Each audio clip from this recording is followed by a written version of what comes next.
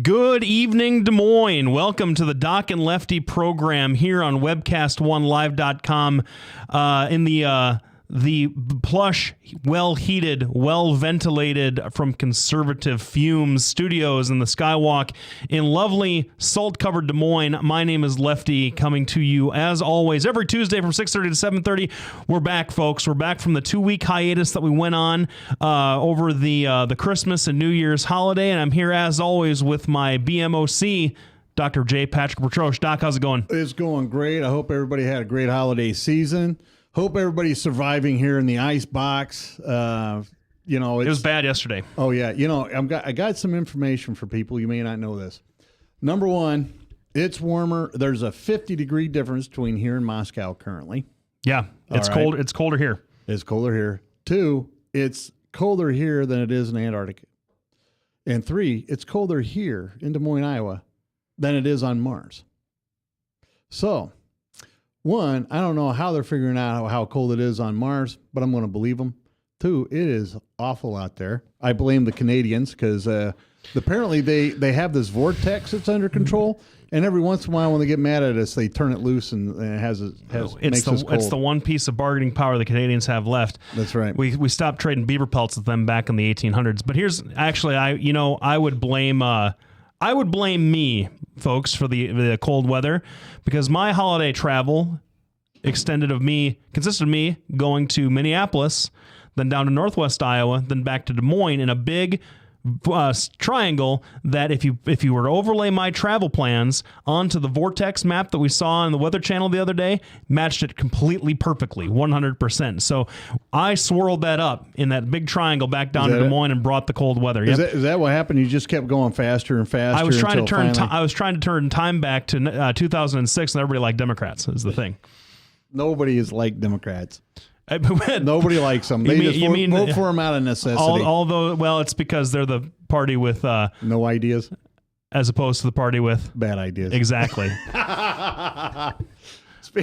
Speaking of bad ideas, it is a bad idea to let your dogs out for very long without having something on their feet. Yeah. Right. You can use mittens, socks. Baby socks work great for this.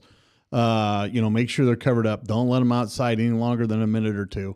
Good lesson in that. I have a dog named Sybil, and she's low to the ground and very long, and she loves being outside, and she didn't come in. She went outside, did her business, but then wouldn't come in, so I thought it'd be okay. I was washing dishes, looking at her. It wasn't more than 5 minutes between the time I let her out and the time that I had to go get her, and when I picked her up, her poor back legs, because she's a stunty, they were frozen. She couldn't move them very well. Got her foot frostbitten. So be careful with your pets out there. They don't need to be out there too long, but I'll tell you what, I saw this on the news a couple days ago, just a random report. Some study, probably in Europe, because they seem to have time to do studies like this, studied why dogs spin around before they go number 2 or do. Yeah, they head north and south or something like that. Almost consistently, as a rule, dogs head north and south because they're aligning their spines with the magnetic axis of the world.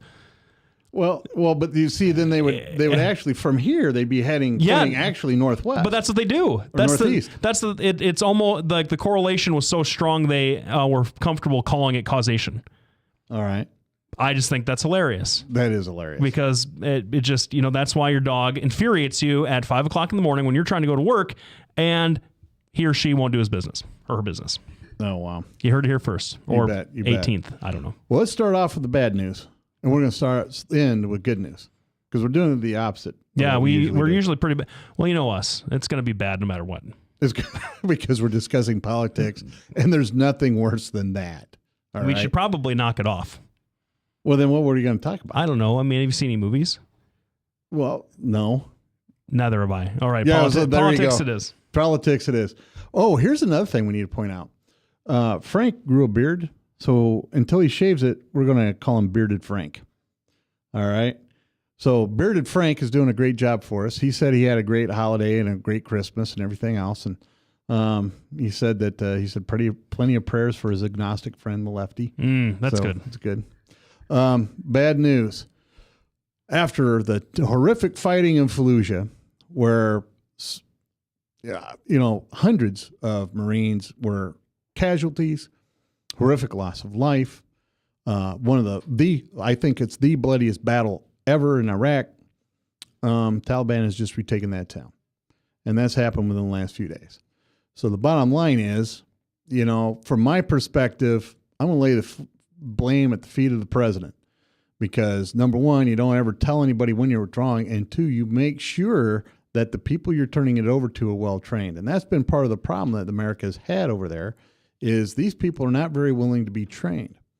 So, the bottom line is the Fallujah is not lost necessarily. It is just the police have just surrounded the town and apparently are letting the Taliban party or do whatever they're doing over there. So that's just a vicious, bloody mess. Point number 2, and after this point, we're going to take a break and come right back. You have to keep in mind that what we're fighting over there is evil. It is evil incarnate. And you can talk about freedom fighters, and you can talk about patriots, and you can talk about all that crap.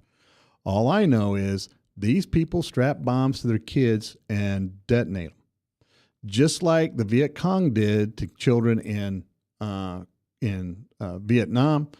Just like a lot of these, just like Che Guevara and Castro sacrificed a lot of people back then. This is all bloody terrorism. These people are evil. And apparently about 60 kids a year get stopped on their way to these bombings. And that is just unconscionable. It's absolutely horrific. So the question is how do you fight them? How do you negotiate with them? How are you able to withdraw your troops and consider a victory when these people are still out there? And it's not like there's just the random whack job, because that's what we have here in the U.S., right? But this a coordinated, well-funded effort to sacrifice their children. Now, the articles that I read, they didn't split up how many were male and how many were female. The 2 that they talked about specifically were female. And I just look at this and I think, how can you, as a human being and supposedly God-fearing people, because that's what Sharia law is supposed to be about, that's what they're going for, how are you going to negotiate with these people? They're willing to kill their own kids, not even to win a victory, but just to blow up a police station. That isn't going to get you anywhere or do you any good. So that's my question. And then we'll have the answer for that right after the break. We're going to be back right after this, listening to Doc and Lefty on webcast1live.com.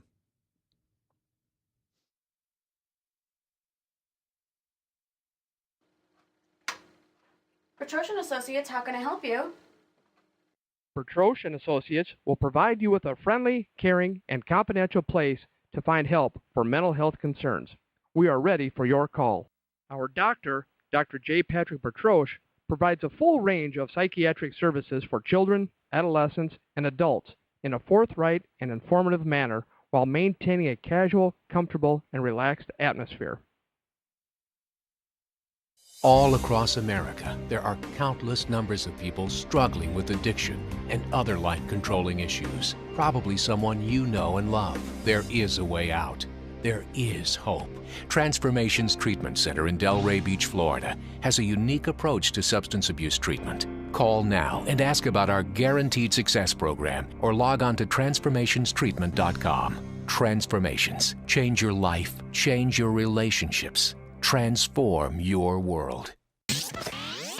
From the RE/MAX Real Estate Concept Studios, this is Webcast One Live. Apparently, we have a dark screen. Good deal. Well, hey, welcome back, everybody. We're talking about the Iraq War and, the remnants, I guess. It's not really the Iraq War anymore. Now it's the Iraqi Civil War.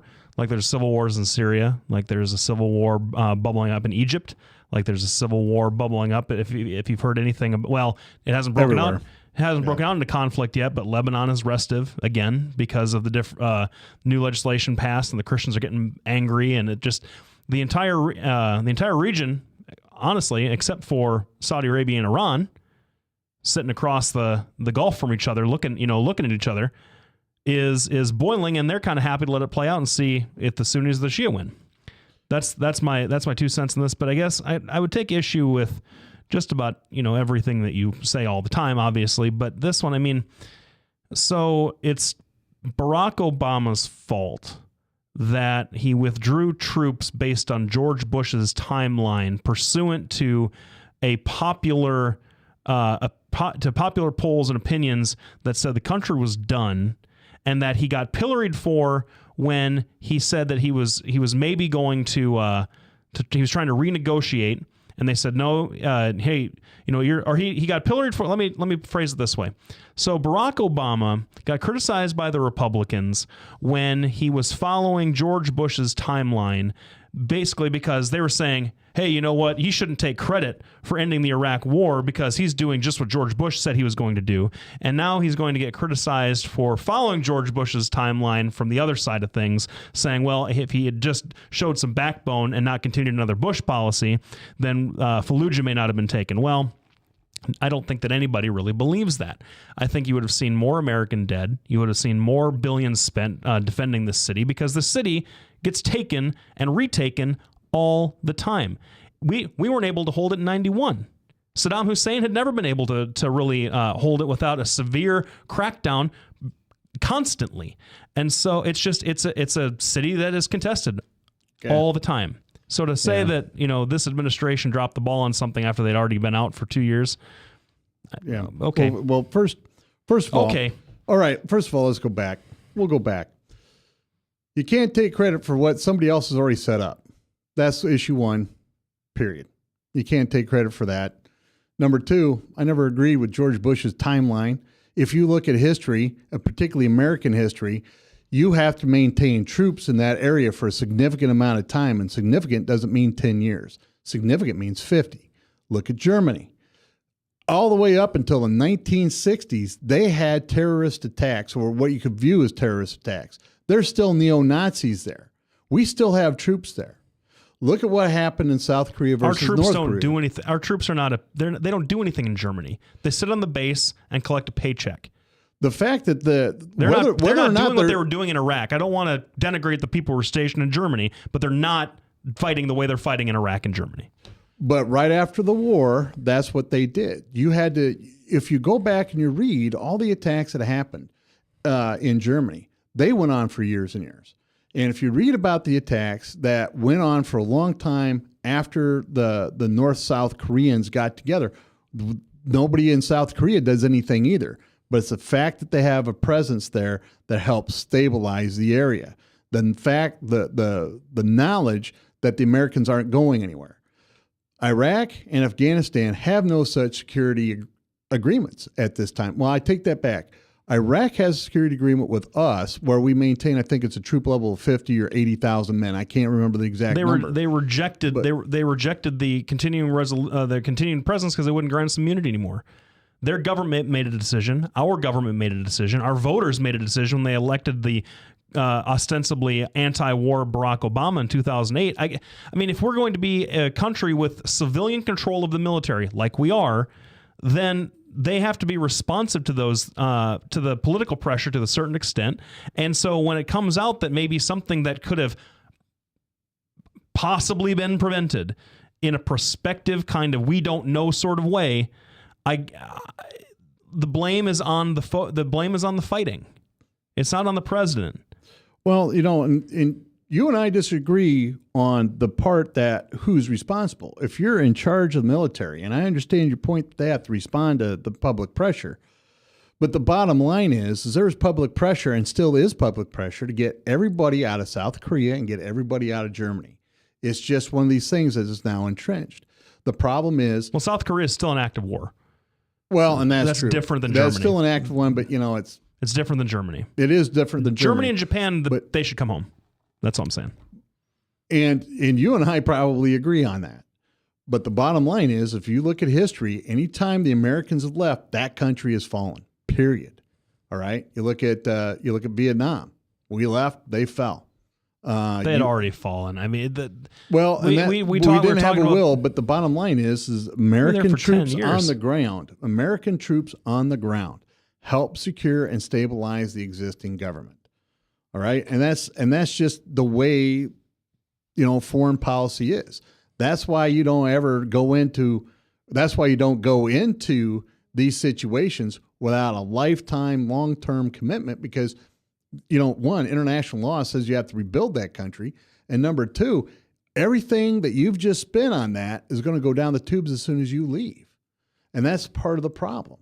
Now, when you're the commander-in-chief, the decisions that you make, whether they turn out good or whether they turn out bad, militarily, they're your problem. Now, it didn't turn out well for George Bush. Everybody blames him. This isn't turning out well for Obama. He needs to be taking the blame.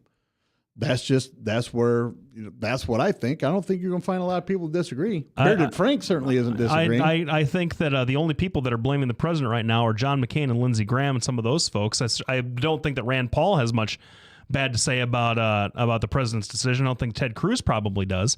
I want to know what folks expected from a Democratic president that ran on shutting down the Iraq War. I thought he ran on Obamacare. I'm just throwing that out there. In 2008? Sure, he ran on healthcare shutting reform, down shutting down Guantanamo, healthcare reform, and ending the Iraq War. That's what he ran on, and he was elected. The public didn't want to see any more American troops killed in Iraq. They wanted them brought home. We did that. All right. And I mean, then it's all on our collective heads. Then the country as a whole made a decision that we weren't going to support a troop presence in Iraq anymore, and let the Iraqis fight it out as they will. That was the political decision this country made in 2011. Yeah, we're going to take a quick break. I know we're a little bit ahead of schedule. We'll be back right after that. And everybody tune in. You're listening to Doc and Lefty on webcast1live.com. We're here every Tuesday from 6:30, 7:30 p.m. Thank you for tuning in. From the RE/MAX Real Estate Concept Studios, this is Webcast One Live. Get away from my Sumito credit card. We don't have any more money. We're in trouble now. Save us! Help! Somebody save us! Somebody help! Help! Save us!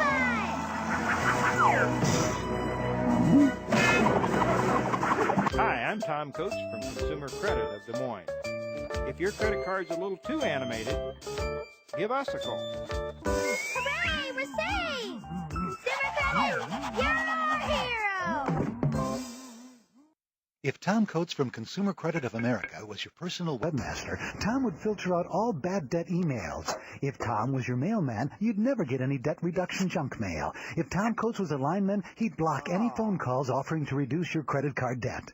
Hi, I'm Tom Coates with Consumer Credit of America, and we're still your best choice for credit counseling. We're local, we're accountable, and we can do more.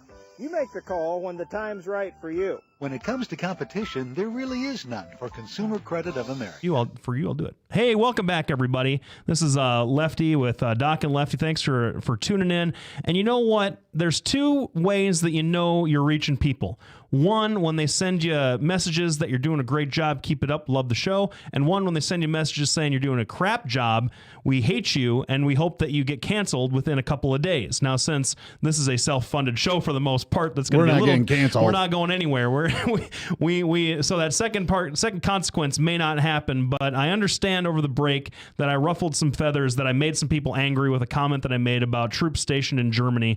That was in no way meant as a slight against the service that our uniformed servicemen and women provide to all kinds of bases around the world. To clarify, the statement was that they're performing a different service than they did in Iraq. And I don't think there's any argument about that. However, I did not mean to suggest in any way that the service that they're performing in Germany is less valuable or less necessary to the functioning of the country and the safety of the American people. Yeah, that's true, because the troops in Germany are not going out on active combat patrols. And that's a world of difference between Iraq and Afghanistan, where you do have to go out on active combat patrols. You don't have people sniping at your bunker or where you live in Germany, and therefore the roles are different. Plus, the role of the German of our troops in Germany, Europe, Japan is much different now, and the need is much different. And a thought that occurred to me that should have occurred to me before I ran my mouth without thinking about it. A lot of those troops that are stationed in Germany get rotated through and go to more hotspots. So a blanket statement about all troops in Germany was insensitive, and I do apologize for that. Yeah. Moving on. Now, we got a lot of good local politic stuff going on. Of course, Tom Latham retiring has really sent a shockwave through, well, just about everybody. Democrats are scrambling around. I still won't explain exactly what happened.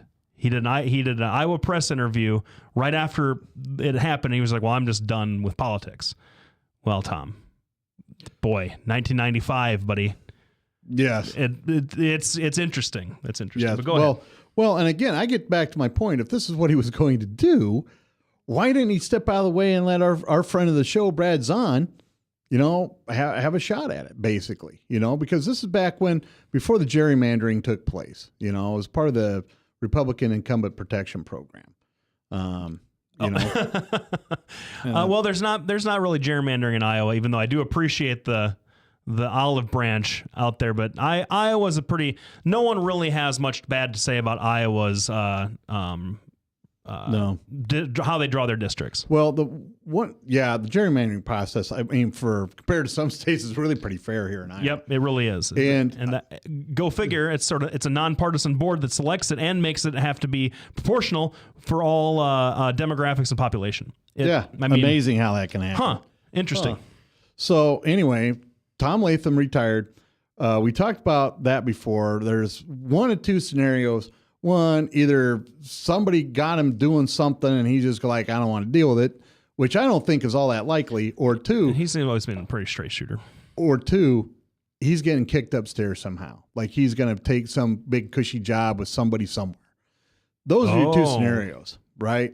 Because that's the only thing that makes sense. Here's this career congressman who really could sit there and, the guy's 66, 64, something like that. So however old he is, he's got at least another 10 years. And he doesn't have to do anything. He just sits around. Nobody's going to kick out Tom Latham. Nope. And suddenly he just retires right out of the blue in one of the worst times you could do it. So the Democrats are scrambling to get people together, and I have not heard of any Democratic candidate yet. No candidate. I haven't heard of any big names declared. I have heard one big name that's been sort of bandied about, if you're ready. For Tom Latham's seat, who would be very interesting. Democrat? Yep. Right. Who? Her name rhymes with Schmilsack. Christy Vilsack has not. She's not announced or anything. I don't think. At least as of today, I don't think she has. But her name has been sort of speculated in political circles around the state. And you hear some some political reporters from the various papers around the state, Cedar Rapids, Gazette, in the Des Moines Register, all the bigger ones, sort of hinting that maybe she wouldn't do so badly to move back down to Des Moines and run for Tom Latham's old seat. That would be very interesting because they moved up there to run against Steve King. They did. Now, put a residence. Those residency requirements have always been sort of cynical, and they've never been very static, and representatives move all the time. I don't think that either one of us would give her too much grief for moving back to Des Moines to run for an open seat. That's something that just happens in politics. But it would be interesting walking into a seat that Leonard Boswell held for so long because of his quote-unquote farm connections to southern Iowa, south of Des Moines. And Latham came in and said, hey, look, I'm kicking the old guy out, and you've known me a little bit because I had the Western Corridor. So Christy Vilsack doesn't have any of those connections. She and Tom came up from Burlington, I believe, the Mount Pleasant area, in southeast Iowa, and that's where their roots are. And so moving up here, she's known because of her time in the Capitol. But no, anyway. That Gabriel De La Cerda, is he running? Is he running? Ed, all I know is that Ed, he's run for something before. Ed Fallon has him on the show frequently. He's kind of a firebrand of a populist Democrat, somebody that the Democratic Party doesn't have a whole lot anymore because the Democratic Party has kind of turned into the Republican Party of the 80s. Just saying. Yeah. Kind of we're the big guys on the block, and all the energy is on the Republican Party right now. Yep. But he's one of those guys that has he's kind of got a megaphone, but he doesn't have any funding. Yeah, that's true. So we have some people running. Of course, Mark Young. Is that his name? David Young. David Young, yep. David Young immediately jumped ship from the U.S. Senate campaign because, one, he was laying off staff. Nobody was supporting him. And, really he was bombing on the road. And so he decided he was going to come into the third district congressional race, and there's a lot of people talking about people who could potentially run. Tomorrow's a big West Side Conservative Club meeting. I'll probably go to that to figure out, who's really greasing the wheels to try to run. I believe it's Kim Schmidt. He'd run for Congress before. I believe he's interested. He got pounded, though, I believe. He did. He got pounded pretty good. He ran for governor. Didn't Vilsack beat him, Kim Schmidt? I don't think so. I thought he ran for Congress. Did he run for Congress? I thought so. Gosh, I can't remember. And I met him once when I was in law school. Very, very nice guy, but articulate. But his political skills, I thought maybe he wasn't ready for prime time. Yeah, maybe. Very smart guy too. I don't want to say anything bad against him. We're going to continue discussing the 3rd Congressional District and its race because it's going to have national implications. We're going to be back right after the break. Thanks everybody for tuning in. You're listening to Doc and Lefty on webcast1live.com. Hey, psst. Let me let you in on a little secret. You ready? Always try to do business with people, not places. Especially if you seek honest Christian business people. And when it comes to my car, I really need to trust who's working on it. Now, my family is so blessed. A few years ago, we found a family-owned automobile repair shop that operates as a Christian business also. Open, honest, reliable, trustworthy. It's AMCO on Hickman Road in front of Kmart. And it's a family-owned Christian operating business. This family treats your car as if it was their car. Everything from oil changes to transmission repair and everything in between. So the next time you feel the need to be at peace with your choice of who you can trust with your car, give AMCO on Hickman a chance to serve you. And tell them Max sent. Hey, welcome back, everybody. Thanks for sticking around for, has it been a whole half hour already? It's been close. Honestly, I had a feeling that I might have to kick some cobwebs off and maybe my insensitive comments about the military was part of that, coming back from a 2-week hiatus. But I got to say, I missed talking to you, and this first half hour I thought was pretty good. Not to pat myself on the back. Anyway, I found some quotes about Democratic interest in the 3rd district seat from the Des Moines Register blog. We're talking about possible candidates for Tom Latham's seat for 2014, and the Des Moines Register blog. If you don't look at it for political stuff, you really need to, because it's easier than wading through the paper. Although I personally enjoy doing that every single morning, but it's all right there, and they have a pretty nice mobile site too. So this one should make every Democrat listening to this kind of shrug your shoulders uncomfortably. Governor Chet Culver has expressed interest. He's saying that he's really enjoying his private life, but he hasn't, and I'm quoting here, I'm looking at all the options for 2014. Having said that, it's a long way to go until the election, and I haven't made a final decision. He's thinking about it. If somebody if somebody who's a better candidate than Chet Culver gets in the race, he won't, but he's thinking about it. Matt McCoy, he's interested in exploring the area, and I think that he'd be a pretty good candidate for the 3rd. He'd be a strong one. He's pretty popular on Des Moines.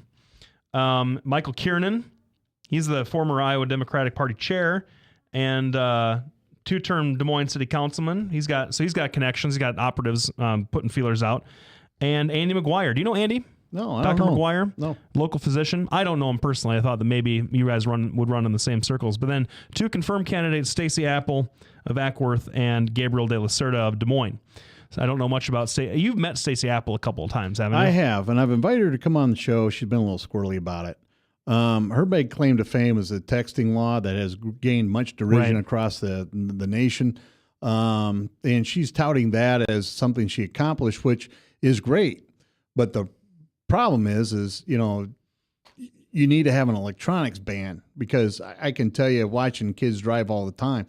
I actually saw a guy talking on a cell phone this last summer, riding his crotch rocket. No helmet, no nothing, just talking, chatting. I'm like, you can't wait 2 seconds till you pull over. People are dumb. People are dumb. So yeah, I mean, those are some interesting names on the Democratic side. It is interesting. Chet Culver is going to be the big name. The problem is he was drummed out of the governorship. The Democratic. See, the problem is the Democratic Party, like I've said, is nice and fat and established now in a way that they weren't in the early in the late 90s and early 2000s coming out of the Clinton administration. We're not feisty anymore. You made a joke before we started the show that the only way the Democrats get new ideas is taking the rejects from the Republicans, and that's kind of how it's been going lately, because the Republican Party can't make up its mind on what it wants to do. The Democratic Party just picks and chooses and plays the political game and the Republicans just chase each other's tails, and that's no way to run a country long term. No. Well, on the Republican side, the people that have been mentioned, of course, there's David Young. David Young is going to have a lot of problems trying to convince non-establishment Republicans, and that would be Tea Partiers and the like, that he's a serious candidate. That's been his problem running for Senate. He even has a nod and a nudge from Senator Grassley. But conservatives, non-establishment conservatives, really are rather leery of him since he spent so much time in D.C. Plus, I've listened to him talk, and his basic spiel is, I've been out in D.C., I know how it works, you ought to vote for me. It doesn't take that much to figure out how Washington works. The K Street lobby comes down, gives you a ton of money for your reelection, you vote the way they tell you. That's how Washington works. You don't need to know how it works, and that shouldn't be your battle cry. Number two, there's a lot of people considering runs. Jack Whitfer, a senator from, I believe he's from Ankeny, and I can't. Yes, he's from Ankeny. He's a good guy. I see him all the time. Great family, beautiful children, all-American guy, football player, played professional football in Arena League. This guy's spotless. He would have been a very strong candidate, except he decided not to run and accepted the position of a minority whip in the state Senate, which leaves a couple other people left. One is our good friend of the show, Brad Zahn, and maybe we could get him on to announce. I've asked him, but the bottom line is right now, I can tell you what Brad's doing. Brad's out there trying to figure out how he's going to be able to fund his campaign, because a lesson he learned, that we all learned, all Republicans learned the last time around, is you have to be the candidate the establishment wants. Otherwise, they're going to yank all the funding from you. The Hill on January 2nd said that he's expected to run. So he's looking for money. Yep. Yeah. So that's what he's doing. He's trying to line people up. A guy named Robert Kramer, and I don't even know if he's Democrat or Republican, but he's seriously considering a run. It says from my source, the Iowa Republican, he is Governor Branstad's pick for the Board of Regents. So I'm assuming he's a Republican, but Terry once in a while goes off the ranch. Well, isn't Bob Kramer? Isn't that the guy that got in trouble with the academic freedom over the University of Iowa with the climate change stuff? Isn't that him? I don't know. I couldn't tell you. So anyway, he says it's been tugging at me for years. I never thought the opportunity would present itself. I understand I have to make my decision quickly. This TIR goes on to say Kramer will be formidable in the Republican primary for a number of reasons. He's got the support and backing of Uncle Bob, and I think that's going to say Bob Vanderplat. He has the backing of Bob. He says he's not going to. Oh, Bob Kramer? Oh no, Bob Vanderplat says he's not going to. He's not going to run for the 3rd district. No. Now they are Bob Vanderplat. A lot of people have been speculating that he may jump into the Senate race. A couple of problems with that. Joni Ernst really has a commanding lead as far as money. She has a very military delivery, and that is very quick, it's very efficient, not a lot of passion, right? Now, Matt Whitaker, on the other hand, whether you like him or hate him, he's a dynamic speaker and fun to listen to. So that may be working his, but he's not able to raise a lot of money either. No, Bob Kramer was the gay marriage guy that got blocked because he. No, that's right. Yeah. So we have all that going on. People are trying to figure out who's going to run. Jack Hatch is running against Branstad. At this point, it looks like Branstad is going to stomp on him like an old, I don't know, like dog poo on the street or something. Oh my! So no offense to Jack Hatch, but Branstad's already raised $4 million, has $4 million in cash on hand. Jack Hatch doesn't have nearly that much. Plus, they had a big distraction with the other guy that was running for Tyler Olson was running for governor on the Democratic side, and he just kind of blew himself up. Apparently he had an affair, he had a problem with a staffer, something like that. That I didn't heard about. And then he just said, "Well, I'm getting divorced," and all this other stuff. Now, I don't know what's made the news, and I may have just repeated rumors. And if I've gotten it wrong, I apologize in advance because I don't want to besmirch anybody. But the fact of the matter is, Tyler Olson had a kind of a meltdown in his campaign, got divorced in the middle of it, and has decided, well, I'm just going to take care of family business. So that's really what's going on in the state of politics. This is why you need to know this. One, I don't think the Republicans are going to retain as many seats as what they think they are. They have a great way of shooting themselves in the foot repeatedly, time after time after time, particularly Tea Partiers going over after people who don't think exactly the way they think. All right? Now, I like the Tea Party. I respect what these guys say, but the bottom line is you can't keep taking out your big horse. If you're in a race, if you're in a chariot race, you don't shoot your lead horse in the head, right? You keep them in line. You try to get him under control and utilize the other horses to corral him where he's going. Number one. Number two, the Libertarians. The Libertarians, especially in Iowa, are a little bit crazy. And even though I appreciate where the Libertarians come, and I have even said, geez, I'm much more Libertarian than any other part of our party, you have to get your act together and make sure that you back the right candidates. You can't just blanketly, as a blanket, give out all the money that everybody's given to the Iowa GOP in equal doses.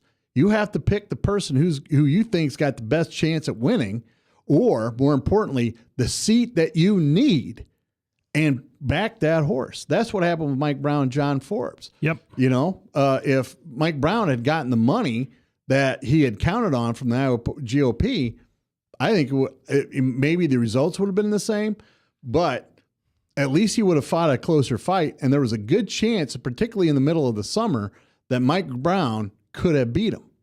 But when your newly elected chairman goes, everybody gets $500, $500 in a campaign that's costing you $400,000 isn't going to help anybody anywhere. So we all have to get our act together, start pulling that wagon in the same direction, and fight amongst ourselves, but don't shoot that lead horse. We're going to be back right after break. You're listening to Doc and Lefty on webcast1live.com. All across America, there are countless numbers of people struggling with addiction and other life-controlling issues. Probably someone you know and love. There is a way out. There is hope. Transformations Treatment Center in Delray Beach, Florida, has a unique approach to substance abuse treatment. Call now and ask about our Guaranteed Success program, or log on to transformationstreatment.com. Transformations. Change your life. Change your relationships. Transform your world. Whether you're 10, 25, 50, 80 years old and beyond, everyone needs to live within their means. I'm Tom Coates with Consumer Credit of America. For almost a quarter of a century, we've helped people of all ages learn to manage their personal finances to benefit them far into the future. When problems arise, we've got the experience you need to make those debt problems go away. Got financial problems? Call Consumer Credit of America. From the RE/MAX Real Estate Concept Studios, this is Webcast One Live. Hey, welcome back, everybody. Thanks for sticking around for the last few segments of the show. As always, this is Doc and Lefty. We're here every Tuesday night from 6:30 to 7:30. Want to really thank all of our sponsors, Bertrosh & Associates, my law firm, Labinas Law Firm, PLLC, and all of the webcast1live.com sponsors that we have. I don't know, Polk County GOP. I forgot about that. We have the caucuses coming up. That we do on January 21st. They've asked me to be a precinct chairman, but that's the night of the show. Oh my! So the 2014 caucuses are on the night of the show. Yeah. How did we? We might have to do a live remote if we could work that out. Oh, yeah. Stay tuned, folks. We got a couple of weeks to plan this. You bet. Bearded Frank, get on that. So anyway, so we've been discussing the last few minutes about all the local stuff that's going on, all the statewide stuff that's going on. Des Moines is always interesting because Des Moines is where the action is in Iowa. And we haven't really even touched on the Senate race. I was listening to some reporting about some of the Senate candidates from one of the political reporters out east. I think he was from the Cedar Rapids Gazette, but don't quote me on that. I don't remember his name, but he was sort of editorializing a little bit on Iowa Public Radio that, hey, it's great to have these Republican candidates out there, but they seem disorganized the party seems disorganized behind which one to back, and the candidates themselves don't seem like they're ready to face Bruce Braley one-on-one, head-to-head in an election grind in 2014. What's your take on that? Well, that would be, I'm going to tell you, there's a lot of things that go into a campaign, and money's number one. And so as far as money goes, Joni Ernst is the one that's in the best position. Of course, there's always problems. People always nitpick this and nitpick that. Mm-hmm. But, as far as the last reporting, now there's another reporting quarter coming up, so that will really tell us what had happened. But she had raised close to $500,000 in the first 6 months of her campaign, something like that, and nobody else is even close. Matt Whitaker, who was an assistant attorney general, isn't that what he did? Assistant U.S. Attorney General? No, he was. Oh, are you talking about Matt Whitaker? Matt Whitaker. No, he was the U.S. Attorney for the Southern District. All right, so he was the big boss. Yeah, so this guy's the big boss. He's got some guns behind him. He's got his own law firm making money hand over fist because apparently you can't make money as a doctor anymore. Only lawyers are allowed to. Yeah, there you go. Give him the thumbs up again. Bearded Frank wasn't paying attention to you. No, that's okay. Thumbs up. Oh, now you have to do it again. Well, no, you know what they always said, right? What? Feed a lawyer, go to med school. Yeah, that's right. That's absolutely right. So, he's a person that is a high school or a college football hero, played at the University of Iowa. He is a physically imposing individual. Now, I can't speak to whether or not he's good looking or not, but I haven't heard anybody say how he's good looking. But he is a dynamic speaker, so he has that going for him. But most of the money that he's raised, he's given to his own campaign. Of course, David Young dropped out, and Sam Clovis, who I think is the most well-spoken in the group, really hasn't gained any traction. He's a darling among the very right people. The problem is he's not getting any money. He's not getting the big name donors, and so that's just it. He's a victim of his own local notoriety. Sam Clovis is very famous in Northwest Iowa, my old stomping grounds, and folks that I am still in contact with, and conservatives that I'm friends with, just conventionally and on social media, are very excited about him. But he has no play outside of Northwest Iowa. He would be equivalent to a Steve Deace, although Steve Deace has got more statewide recognition. Yeah, that's probably true. And I think that that has really hurt him. And plus, in a statewide election, a rah-rah, very predictable conservative platform that he's done, red meat after red meat, gun rights card, concealed carry, just throwing all that stuff out there to really jazz up the people that come and listen to his speeches. In a statewide, that's not going to play in Dubuque. It's not going to play in Cedar Rapids. It's only going to play with portions of Des Moines, and Des Moines is what he's got to carry. Yeah. He would lock down Dallas County West. That's fine, but there's a whole lot more state east Dallas County. And I would agree. Now, the other thing is, and I always hate to bring this up, voters are visual. And one of the things I did when I remember I went out and was trying to lose a ton of weight and everything else when I ran. Listen, I'm still a big fat guy, but at least I was out there trying. And the problem is you put him up against somebody like Matt Whitaker or even Joni Ernst. Or Bruce Braley. Braley, people are going to say that tired old thing. It's just some other fat white guy trying to tell us what to do. Mm-hmm. I've actually heard that from other liberal friends. and it's just one of those things. And I wonder Matt Whitaker's a former Iowa Hawkeye. I sort of wonder how he would do in Story County, but that's just, I'll ask him sometime. Well, he's a conservative and a Hawkeye, so I'm pretty betting he's not going to carry that one. Yeah, Story County might have a problem with that. Yeah, you bet. So, you have a lot of things, and the reason this is all important, Republicans are not going to hold the House seats that they think they're going to hold. They're not going to take back the Senate. They're just not. Even with all the Democratic defections this year, I don't know. Maybe I'm wrong about that, but what do you think? Well, I think it's going to be really tough. I think that our best chance to beat Braley was going to be Tom Latham. We talked about that a couple of times. We have Joni Ernst, and I think she is capable of getting people motivated, and she does have a fairly good network. The problem is when you're spending money on staff, that means you're not spending money advertising. You're not getting your word out. And you can't have all the staff you want because you don't have the money for that. So you wind up driving yourself a lot of these places, which cuts away time that you have. That's part of that disorganization, Mm-hmm. And plus, think about, I think somewhere around $700,000 has been raised for the Republican side in total. It's split 7 ways or 6 ways, right? So you're talking maybe $125,000 a piece. Joni's got most of it. There's not a lot of people are standing back not financing it. The reason it's important for the Senate is I've already established that Republicans are not going to defund Obamacare. They're just not. The reason is they've already placed their bets in the stock market, and they want the people that support the Obamacare regime to go forward so that way they can make money. I'm just telling you up front. And I'll defend that to the day I die. The second thing is Ed sent out a newsletter. Mm-hmm. You ever get it? Yep, I do. One of them said, geez, what's the difference? Is there any difference between Democrats and Republicans? Well, yeah, there is. Republicans at least talk about giving some of your money back. And number 2, at least some of us, Republicans that are elected, live the way they believe in what they say, right?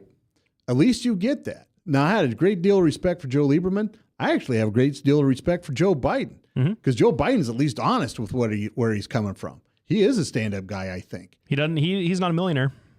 Not even close. He paid his house off and he rode the train every day. Yeah. And those are verifiable. So, but the bottom line is the Senate has to take it back so that we can start working on deficit and debt reduction.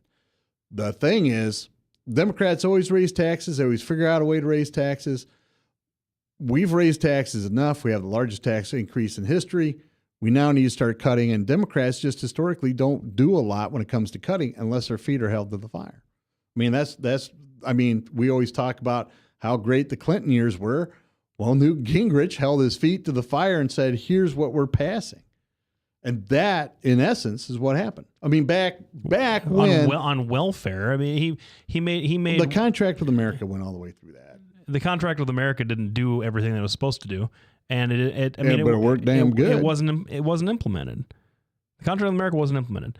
Everything was passed had a bill drawn up and was passed except for the amendment number 10, which I think was It's always fun. Now, I know that you and Newt are good buddies now, but it's always fun to see Republicans talk about Newt in glowing terms when they couldn't wait to get rid of him back in the 90s. I'll leave it there. Well, and that's true. What I was going to say about the deficit's going down. We're shrinking the deficit as it is right now. The deficit's at its lowest than it has been in a long time. That's shrinking. The debt is tough. It's tough, but that's a long-term problem, and generally economists agree on that it's employment that's still the biggest issue, and neither the Republicans nor the Democrats can get together and figure out what needs to be done on employment to get big companies. I mean, the small businesses are hiring. My small business is not right now, but that's because it's me and one other guy. But small businesses have been hiring for a while at this point at pretty low rates. It's the big companies that have a lot of spots open who are sitting on their cash because they don't know what this Congress is going to do with anything.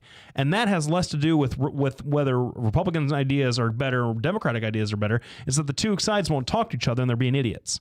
And I don't think that you can argue with that. Well, yeah. There's a lot of uncertainty, and corporations are not reinvesting their money in increasing their workforces. That's a big reason. Another reason is automation and technology. Well, the other thing is if small businesses are what drive jobs. And you can talk about big corporations all you want.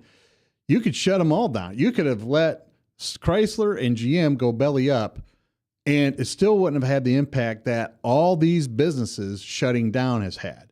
We focus on that because that's easy to quantify, but all you have to do is drive down Hickman Road in Urbandale, where 5 years ago, every mall was stuffed full of people coming in and out, businesses, hardly any leasing space was available. I tried to move my office that year, and my option was to move next door to the other building because there was one space left that was halfway affordable. Right, but people weren't buying anything. I mean, I don't know if you saw, maybe people are, they definitely need legal and medical services when times are tough still. I mean, our industries are fairly recession proof. We get hurt like how about everybody else. 2007? Were people buying things in 2007? No, they were not. So 2006, were they buying things? 2006 they were. All right. So 2006, people were buying things and you couldn't find a space to rent. 2008, I say that they were buying things and you still couldn't find a space to rent. 2009, people stopped buying things. 2010, suddenly you have half. Yeah. And I'm talking half of the rental spaces are available because all the businesses shut down. Every single business that shut down, you're talking and affected at least 2 to 3 people. That's just a 4-mile strip of real estate in Des Moines, Iowa.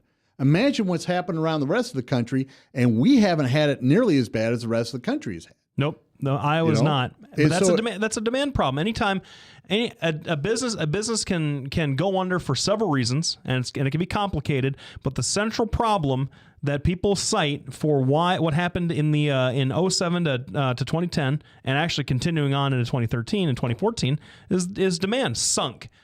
Everybody started paying their debts down.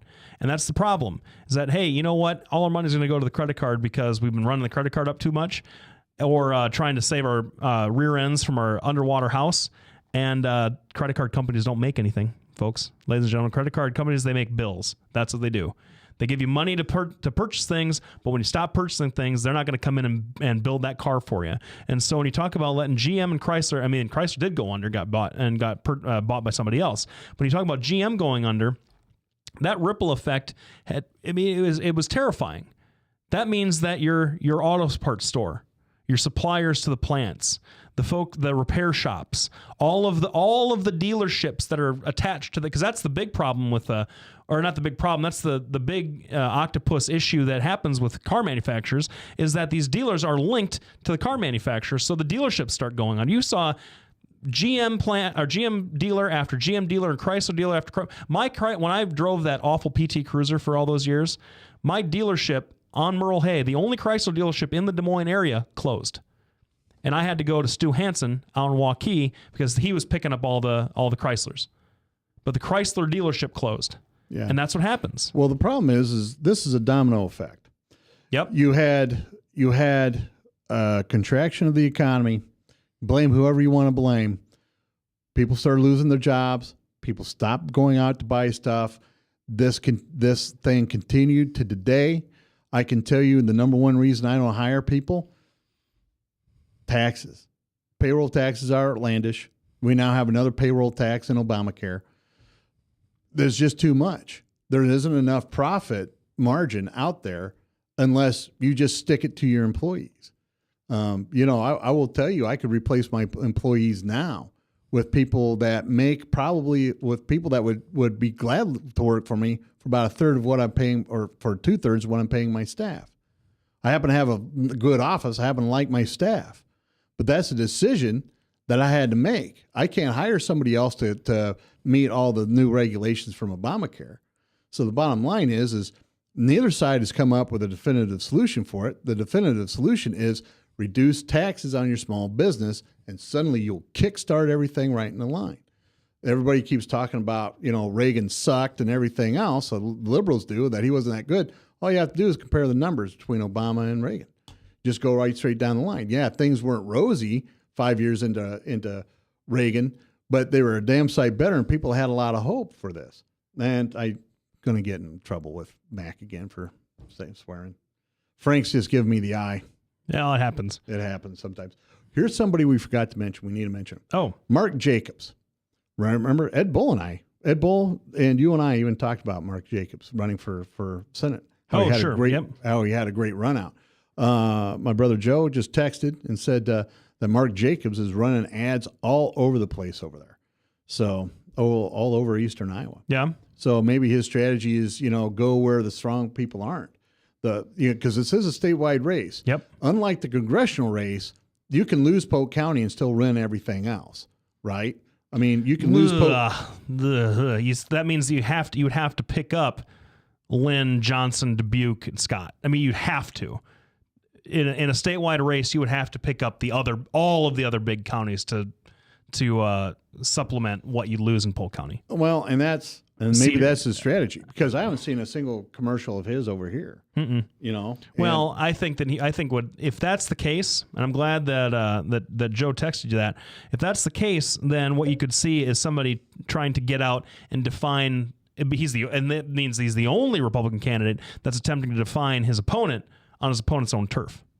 Yeah, and that might be a good play. Yeah. The other thing is Matt Schultz, our Secretary of State. Excuse me. He said he's not doing anything. He likes being Secretary of State.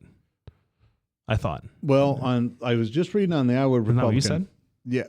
Yeah. Except I was just reading on the Iowa Republican, and these guys, like them or hate them, really it's a pretty good website if you want to, the ins and outs of Iowa politics. I mean, besides us here, but we do have focus on other things as well. We do. Secretary of State said that he's strongly considering a run and will make an announcement no later than next week. That's surprising. That's surprising to me too, especially because he has gotten so much criticism from all of the big statewide guys like Tom Miller and other Democrats and some Republicans for his voter ID or his voter fraud initiative. That a lot of the folks that are pretty well respected have criticized him about that. I think that would be a pretty juicy thing for Braley to sink his teeth into. But maybe that doesn't matter as much. I don't know. Well, he's going congressional, not Senate. Oh, I'm sorry. I misspoke. He's going into this. He's thinking about the third. Okay. Yeah, so that's the other thing. That may be why Brad's kind of waiting, is they're trying to discuss what's going to go on. Well, I think Brad would take that spot over Matt Schultz would, don't you? Here's the problem, and this is the honest to goodness truth, and you've seen it happen on my Facebook page. People attack me as a failed politician because I didn't win. Brad's going to have to face that same thing. That's true. Brad's going to have to face that same thing. Matt Schultz has run once. Brad's ran, I don't know how many times he's run for stuff. Well, but I mean, who was the Secretary of State before Matt Schultz? I thought Matt Schultz ran pretty much unopposed. No, I can't remember who it is off the top of my head, but everybody thought he didn't stand a chance until he started beating the drum of voter registration reform. Well, I don't think that really helped him, though. I think it did. I think it solidified the right pretty much. You have to keep in mind that, it's, we always think about Chicago politics and how corrupt that is. That's conservatives look at Democrats and always go, that's always possible because Chicago politics is a history of corruption. And at least in Iowa, we talk about that, whether you want to believe it or not. We're in Iowa, though, right? We're still in Iowa, but still, that's the largest big city around, So besides Kansas City and Minneapolis and all the other ones, but I mean Chicago. But I don't think that we're influenced by Chicago at all in Des Moines or in Iowa, like whatsoever. The only thing that's influenced by Chicago in the slightest bit are the bars in Iowa City. And that's not a knock on Chicago. That's a guy that went to college in Iowa City who had to deal with a lot of kids from Chicago or the suburbs when he was going to bars when I was in school. All I'm saying. That's true. So, I mean, Matt Schultz, if Matt Schultz and Brad Zahn both get in it, I don't think that's going to bode well for the Republican Party at all. I think it's, because they're both powerhouses. I think Brad could outraise Matt, particularly here. I mean, Brad is tremendously popular out in the wealthy districts of Dallas. And we want Polk County. don't throw stones. We want them back on. Brad, Senator Zahn's an everyman, and everybody knows it. We love having you on, Senator. And that's true. That's true. But I'm just talking about when I go out, because I don't talk too much on the south side. I talk a lot up on the west side. People love them. They love them a lot. So anyway, well, my son's just calling, so he's telling me it's time to go. But anyway, thanks everybody for tuning in. We'll be back next week. If you have any suggestions of topics that you want our opinions on or want us to talk about, send me or Blake something on Facebook. He's obviously Blake Lubinas. Am I Doc and Lefty? No, you're Pat Bertroche. I'm Pat Bertroche. But if they go to the Doc and Lefty Facebook page, they'll get one of us. Yep, that's right, docandlefty.com, because I keep forgetting we have a website. It's a really beautiful website. Oh, my goodness. We have to blog. All right, thanks everybody for tuning in. Bearded Frank, thanks for showing up. Yep. Thank you, everybody. Thank our sponsors. Cheers.